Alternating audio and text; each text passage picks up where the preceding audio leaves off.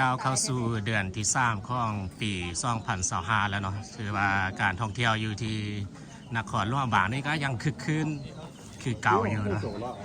ซึ่งว่าตอนเช้าๆนั่นก็จะมีนักท่องเที่ยวนะเพิ่นพากันมาใส่บาตรจุดนี้จะเป็นจุดต่อหน้าวัดแซนสุขารามนะบรรยากาศนี่คึกคืนเลยเนาะอยู่จุดนี้นักท่องเที่ยวพากันมาใส่บาตรเป็นจำนวนหลายเลยก็เป็นอีกหนึ่งไฮไลท์นะตอนเช้าๆอยู่ที่ใจกลางนครหลวงพระบางเนี่ยการใส่บาตรญาตินำ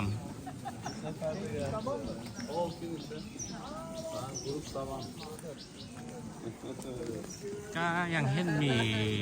นักท่องเที่ยวจากยุโรปอย่างล่าอยู่เนาะภายในเดือนนี้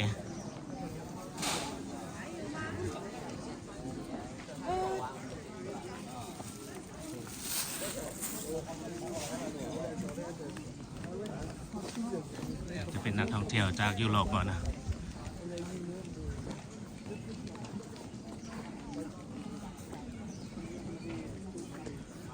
ก็รู้สึกว่าการท่องเที่ยวก็กลับมาไล่พอสมควรแล้วตอนนี้การลุ้นกันต่อไปเนาะยาวๆจนฮอดท้ายปีคนนะ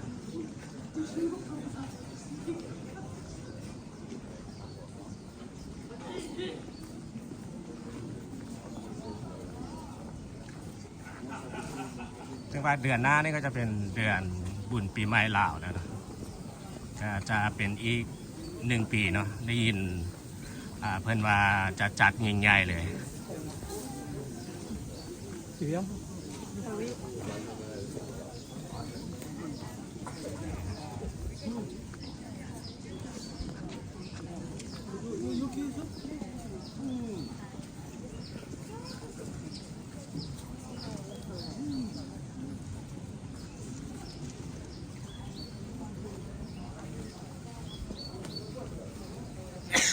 จุดนี้ก็เป็นอีก1 จุดที่มีผู้คนมาเต้าโฮมกับใส่บาตรอยู่จุดนี้นะ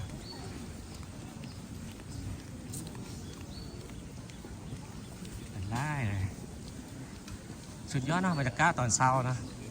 ถ้าอยากเห็นบรรยากาศวันนี้เราต้องตื่นประมาณยางซาในประมาณ6 โมงนะว่ามันจะเริ่มออกบิณฑบาตประมาณ6 โมงเนี่ยแหละ6 โมง5ประมาณ7 โมงประมาณนี้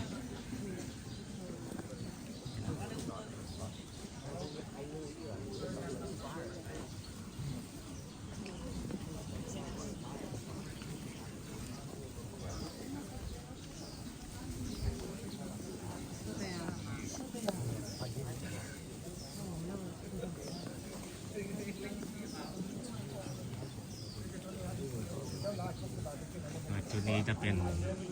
นักท่องเที่ยวจากประเทศจีนก็ถือว่ายังมาล่าอยู่เนาะนักท่องเที่ยวจากประเทศจีนเนื่องจากว่าจะมีข้อสะดวกรถไฟลาวจีน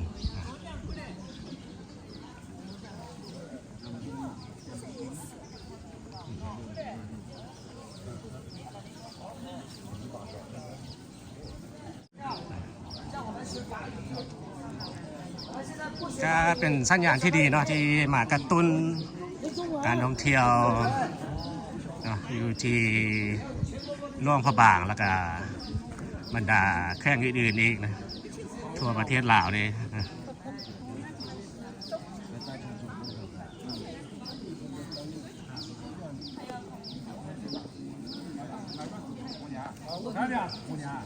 คือว่าผ่านมาเนาะนักท่องเที่ยวจีนจะบอกเข้ามาไล่แบบนี้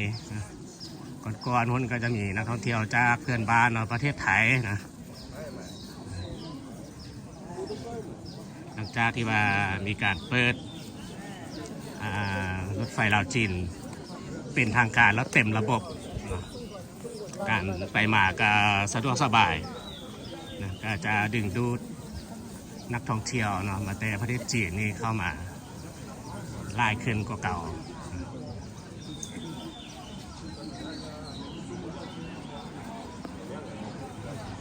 เ ก็รุ่นกันยาวๆเนาะว่าการท่องเที่ยวที่กลับมานี่เนาะจะเป็นจังได้นะ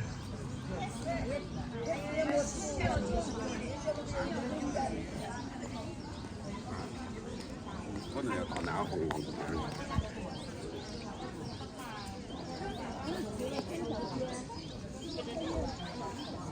ก็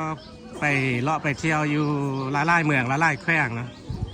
ทั่วประเทศลาวนี่เฉลี่ยแล้วนัก นักท่องเที่ยวมาเที่ยวอยู่ที่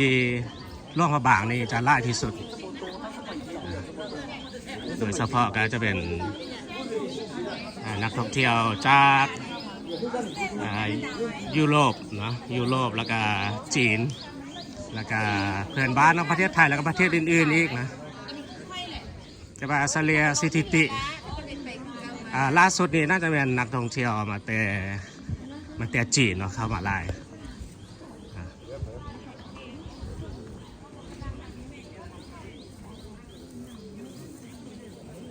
มันจะพากันเตรียมพร้อมนะถ้าใส่บาตรอยู่หลายๆจุดนะจุดนี้มันก็จะตัดเนาะเพื่ออำนวยความสะดวกนะให้นักท่องเที่ยวผู้คนที่พากันมาใส่บาตรอยู่จุดใจกลางตัวเมืองนี่นะ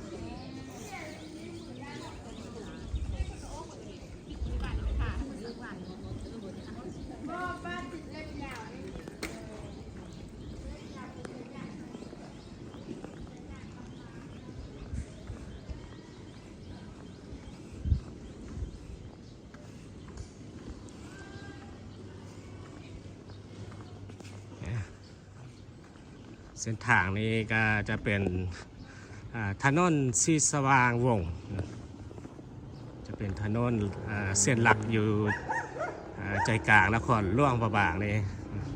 ตอนเช้าๆนี่ก็จะเงียบๆเนาะมาแลนมาย่างมาออกกำลังกายย่างชมวิวนี่สุดยอดเลย กิจกรรมตอนเช้าอยู่ที่นครหลวงพระบางนี่ก็จะมีใส่บาตรหลังจากใส่บาตรแล้วก็จะไปเลาะตลาดเซาเนาะจะมีตลาดเซาหรือว่าจะขึ้นฟูซี่ชมวิวตอนเช้าฟูซี่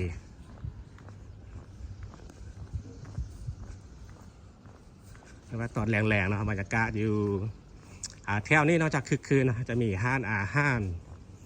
นะไล่ๆเลยซึ่งว่าตอนนี้ก็ถือว่ากลับมาเปิดเต็มระบบแล้วนะก็จะมีหลายๆจุดนะเพิ่นก็มาปรับปรุงแล้วก็เปิดใหม่นะอันนี้ดอกไม้งามๆเลยนี่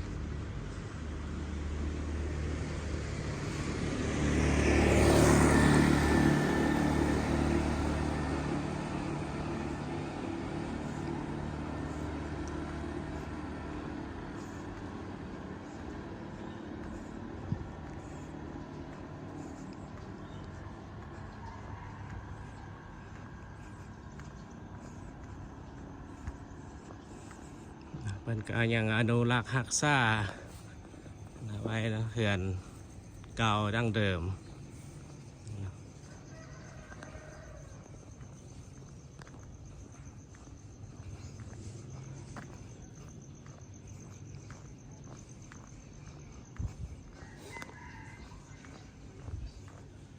ช่วง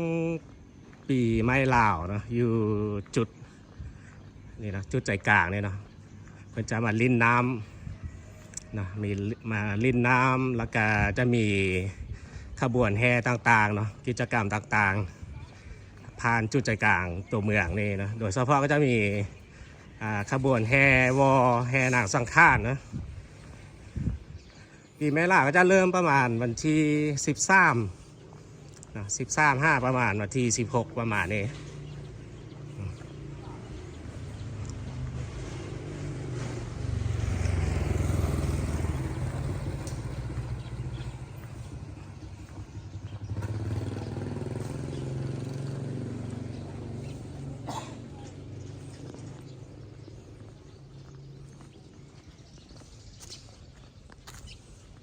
ต้นนานี่ก็จะเป็นห่อพระบางหรือว่าถัดไปอยู่ทางไหนมันก็จะเป็นพระสว่างเก่าเนาะซึ่งว่าช่วงปีแม่ลาวทุกปีเนาะท่านก็จะอัญเชิญพระบางเนาะลงหดส่งอยู่ที่วัดใหม่นะ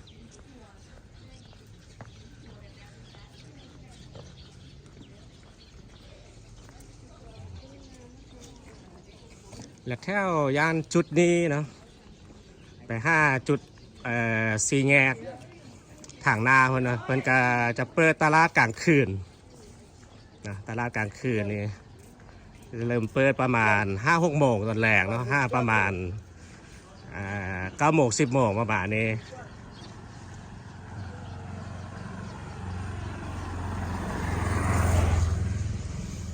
จุดตอนหน้านี้เป็นพระธาตุจอมปูซี่นะมันก็จะเปิดให้ขึ้นแต่เช้าเลยนะสามารถขึ้นไปชมวิวชมบรรยากาศตอนเช้าหรือว่าตอนแหลงนะตอนแหลงนี่หลายๆคนก็จะมักขึ้นไปชมพระอาทิตย์ตกดินอันนี้เป็นคุ้มก็เป็นพิพิธภัณฑ์แห่งชาติหลวงพระบางนะที่คู่กันนะเป็นพระสว่างเก่า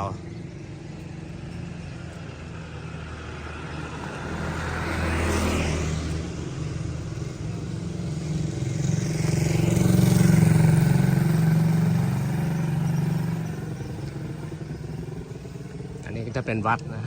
ตั้งอยู่ตีนพระธาตุปูซี่นี้ก็เป็นอีก1 วัดเนาะที่เก่าแก่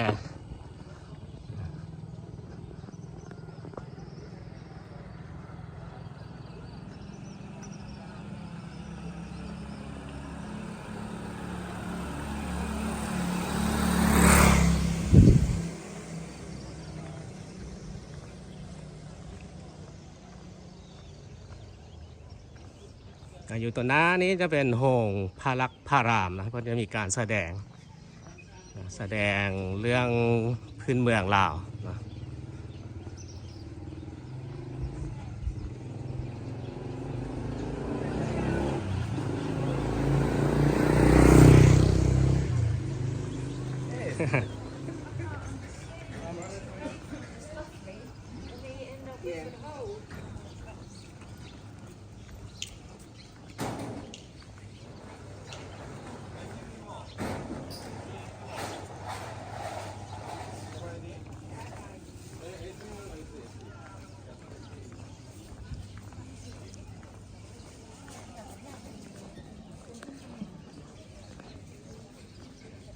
ย่างมาจุดนี้จะเป็นวัดใหม่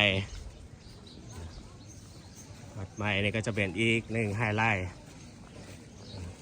ซึ่งว่าทุกปีเนาะมันจะอัญเชิญ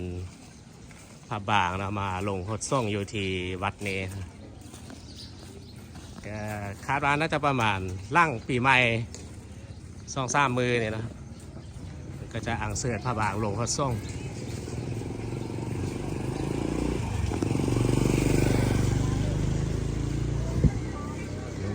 นี่ค่ายเต้าหู้ข้าวเปียกนี่นะข้าวเปียกนะข้าวเปียกข้าวสามารถมานั่งกินข้าวเช้าอยู่นี่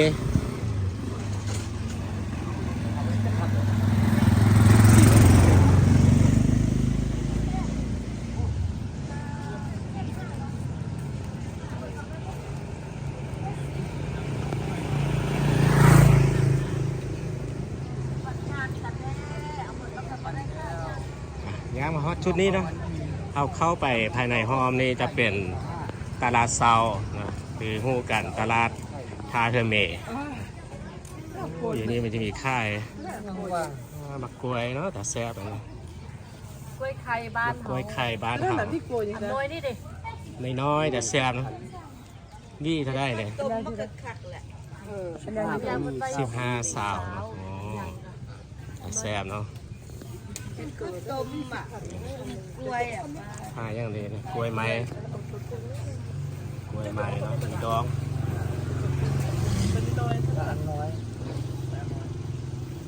อ อันนั้นก็ก็มีค่ะก็ก็มีป่า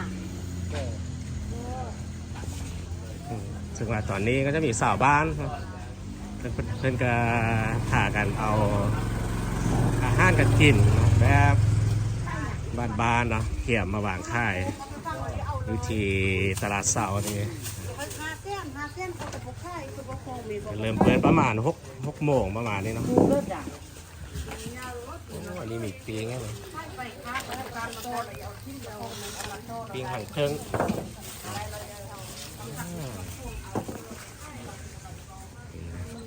เศร้าๆเนาะมายางเลาะเล่นมาสม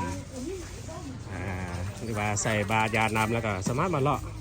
เนาะเลาะสมตลาดเศร้าใจกลางนครหลวงบางเลยนะก็จะมีอาหารกันกินแบบบ้านๆเนาะหลากหลาย 3,000 ตามฤดูกาลนะก็ดีมีมักคอนะช่วงนี้มีมักคอมีนออันนี้นอไม้ นอไม้คมนอไม้ว่านอลันนอลันนั่นแกให้เขาลงเฟซกันงาม มาเดซ่านี่นอเนี่ย อันนี้มาทางดมไซ อุดมใส่โอ้มาแต่อุดมใส่นะนอบางเขายังมาทันมีนะ ยุ่งพบางบ่มีหน่อยมีแต่นอไล่มีแต่นอบงนอสาง มาแต่อุดมใส่กิโลเท่าได้ก็มันค่ายเลย ใช่นี่แหละ เลย โลนึง40 กิโลหนึ่ง40,000 กีบ โดยมันเลย ใหม่น้ำแกงแซ่บนะได้นะนอไม้นอไม้นี่ที่ว่า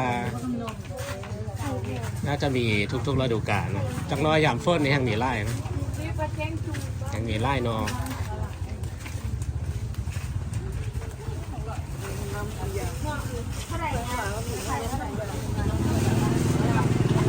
มีมักไม้ตามฤดูกาลนะสีแดงๆนะมักร้อน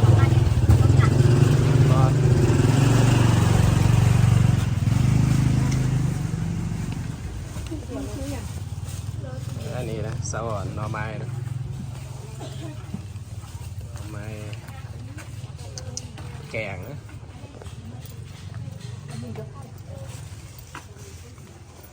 แกงหน่อไม้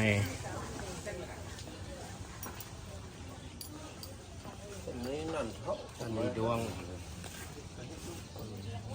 มีอาหารแบบบานๆนะอู้น้ำผึ้งอันนี้ใหม่ๆเลยเนี่ยมีน้ำผึ้งปลา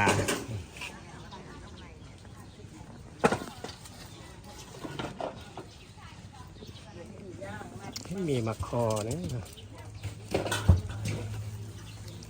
คอพืชผักลองกินอะไรน้ำบ้านสักคานนะมีนะสักคานมักปีนะใส่ออล่ามนะอาหารประเภทออล่ามนะควรจะมักใส่สักคานนะก็จะเป็นเมนูเด็ดอยู่ที่ล่วงบางนี่ นมเด้อเข้ากำเข้าหา ตามเข้าห่างนะจะเป็นพืชผัก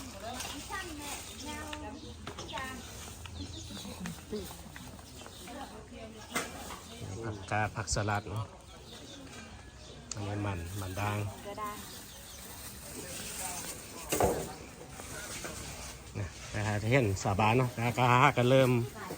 เอาอาหารกันกินนะมาลงค่ายอยู่ที่ตลาดนี่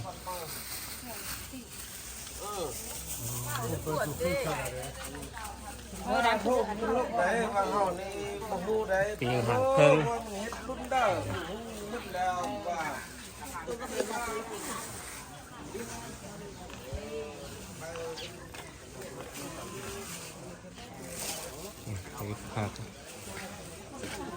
ขนมนั่นแหละต้องซื้อซักอาจจะก็หาที่ไหน สั่งขายง่ายแซ่บเลยนะหากลับมาเปิดใหม่ๆเลยนะ ซื้อนมไปซื้อ จะห่อไปต่อเลยนะห่อหนึ่ง10,000นะ10,000นะมีขนมบ้านเลย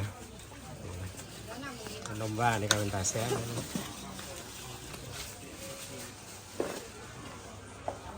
หมักไม้ช่วงนี้ก็มีมักเกียง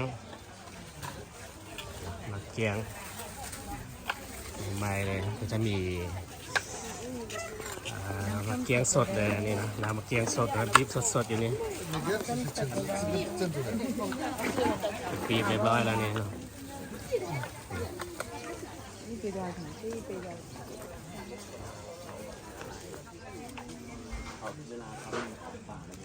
จะมีค่าเครื่องทั่วไปเนาะเครื่องที่ระลึกเสื้อผ้าสินไหมต่างๆเนาะที่เป็นเครื่องเอกลักษณ์ขึ้นซื้ออยู่ที่ร่วงบางเลยนะผ้าไหมสินไหมแกเบียงนะโอ้วันนี้มากน้ำนมหมักไหมตามฤดูกาลนะมีย่างป่าน้องงัวมีป่ากล้วยมีปิ้ง มึงรายการให้เครื่องนี้ ปีกสินหมูแล้วนี่แซ่บ มกแทนปัดตองอันนี้มึงนี่ดู แล้วก็จะมีปลาเนาะอันนี้ปลาแม่น้ำคลองสดๆใหม่ๆนะปลาเข่ง不是还有个啊，有那个啊，这个就是这个啊，不是冰了， มีค่ายปลาสดนะแล้วก็ปลามันปิ้งได้แล้วนี่อันนี้นะมีแจวนะแจวประเภทดิบน้ำปูซีนนะนี่เป็นซีนทุบซีนงัวซีนหมูนะมีป่านะปีกป่าใหม่ๆจะเป็นอีกหนึ่งอาหารเช้าเนาะของสาวนครหลวงบางนี่นะตอนเช้าๆนะปีกแล้วปีกซีนปีกป่าอันนี้ป่าโจกปีกป่าโจกนะแซ่บ 你感觉？ มีแจวนะมีลายแจวเลยนะมีซีนปิ้งปลาเนาะกับแจวข้าวเหนียว เด้อฮอนๆเด้อปิ้งปลา ฮอนๆใหม่ๆนี่ปลาใหม่ๆฮอนๆใหม่ๆเนาะข้าวซอยเดี๋ยวนะสมัยตอนนี้ก็เริ่มมีนักท่องเที่ยวพากันมาเลาะนะมาเลาะซื้อเลาะสมนะตลาดเซานี่เนาะหลังจากที่ว่าพากันไปใส่บาตรมาแล้ว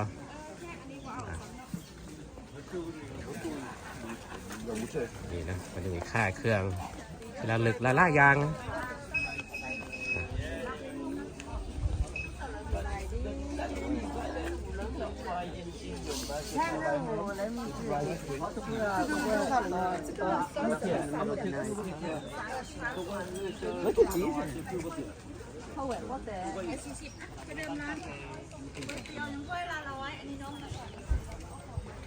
โอ้ยนี่มากมายนะมีหมักพางหมักเมแซ่บเลยนะหมักไม้หมักกล้วยก็มีนะตอนนี้นักท่องเที่ยวก็เริ่มพากันมาเลาะตลาดเซานี่หลังจากที่ว่าพากันใส่บาตรแล้ว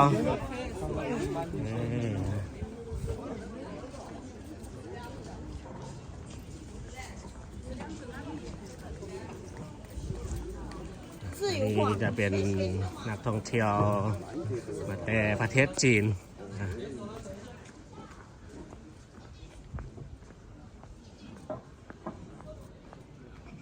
ก็ถือว่าเป็นอีกหนึ่งไฮไลท์